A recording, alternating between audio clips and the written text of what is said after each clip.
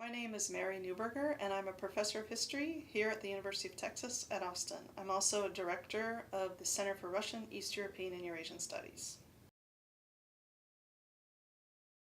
This was a system that was using basically the ideology of Karl Marx as a basis for organizing the political, social, economic, and cultural life. Well, what exactly were the principles of Marx? Well, the principles applied in the Soviet Union and later in Eastern Europe were basically that you should have a central control of resources, that the state should control resources and redistribute them to the population in an equal manner. Now we know that there wasn't, strictly equality in these states, that there were still new elites. But still, compared to a capitalist system, you did have this redistribution of wealth essentially across the population. So you didn't have a small, really rich segment of the population owning most of the property and holding most of the money. Instead, you have a system in which the state was able to redistribute those resources to a broad population. How did they do that? They did that by controlling all trade, controlling all industry, controlling all banks and finances. So they nationalized all of those resources. They took them under the control of the state. But they also controlled all newspapers, all publishing, all film, all different forms of kind of cultural output so that they could make sure that people were supporting the system, that the messages that were projected through these various means all supported the system. Now, in terms of the political system, you had one party, and that was the Communist Party. Unlike under democratic systems where you have numerous parties running in elections, in the communist system they actually had elections, but there was only one party running. So there wasn't a lot of political choice on the part of the population. There was this one party that ruled. This party, though, was not everyone in the population belonged to the party. The party was actually an elite institution. So on average, about 10% of the population belonged to the Communist Party. It was difficult to get in. You had to know people. You had to be an exemplary worker. You had to come from the right background. There was a lot of different kinds of things one had to do to enter the party. But once you did, you became part of the communist elite, and you had special privileges. And you had better housing. I mean, this was one of the critiques that actually came from within the system, was that this Communist Party elite became a new class, and that although the party purported to have a classless system, and that communism was a classless system, that actually that there was this new sort of elite class. But still, the communist elite, I mean, maybe dictators aside, take Stalin and a few of the very top elite aside, communist elite lived nothing like the elite of, say, the United States today. Multi-million billionaires. They were still, this was still a relatively egalitarian system compared to what we understand here today in the United States. Teaching communism is difficult. Getting people to understand communism is difficult. And usually, in the past, it was taught as, this is an authoritarian system. Basically, there's a leadership that tells people what to do. There's secret police that follow them. They live in fear. The stick is used essentially by these states, and people do what they're told by their leadership. This is not how we understand communism now. It's really gone through a huge change. I recently read the term participatory dictatorship to basically say that, the state is made up of people. There are people at all levels of the state who are participating in this, who have something to gain from this.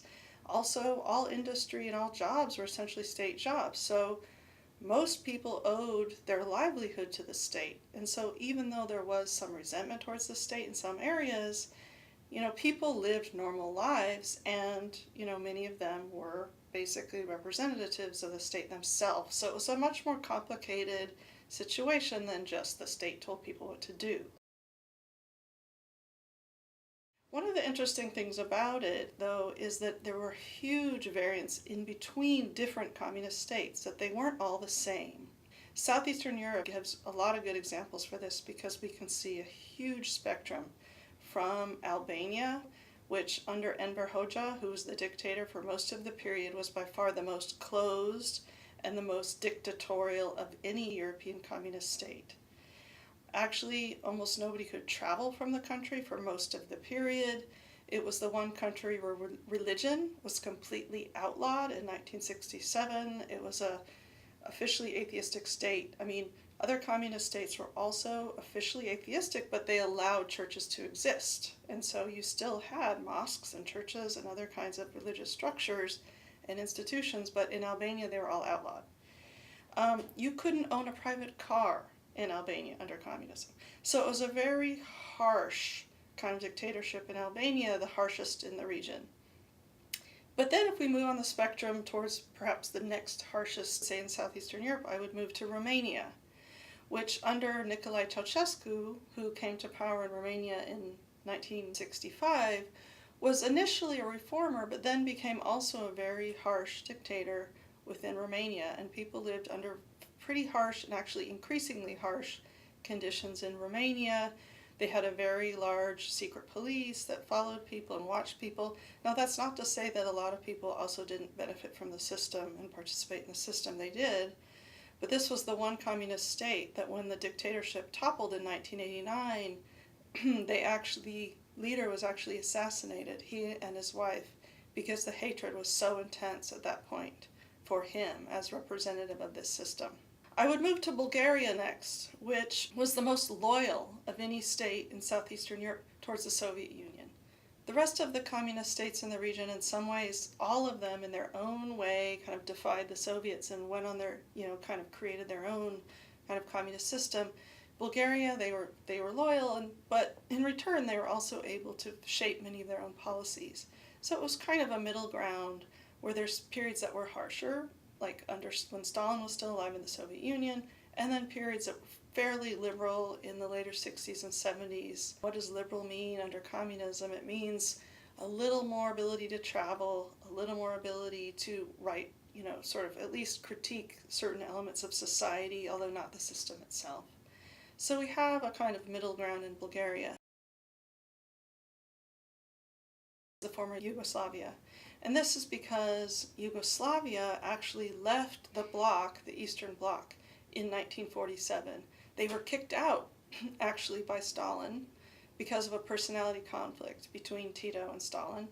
And so they had their own system in which they didn't have to adhere to any dictates coming from the Soviet Union, but they also weren't in NATO or any of the institutions in the West. And so they were actually able to play East and West off each other and eventually trade with both sides. They had diplomatic relations with both sides and have their own kind of third way. And it was fairly successful for most of the communist period. Tito, who was the dictator of former Yugoslavia, was popular until he died in 1980, actually, and he was able to navigate many of the problems of Yugoslav society. Yugoslavia had the most vibrant economy. It had a mixed economy of any state in Eastern Europe. They were open to travel. A lot of Westerners came to Yugoslavia. A lot of Yugoslavs traveled out from Yugoslavia. So it was really a liberal hybrid system, but still a one-party state and still a communist state. As we know, Yugoslavia not only collapsed as a state, as a communist state between 1989 and 1991, but it dissolved as a state.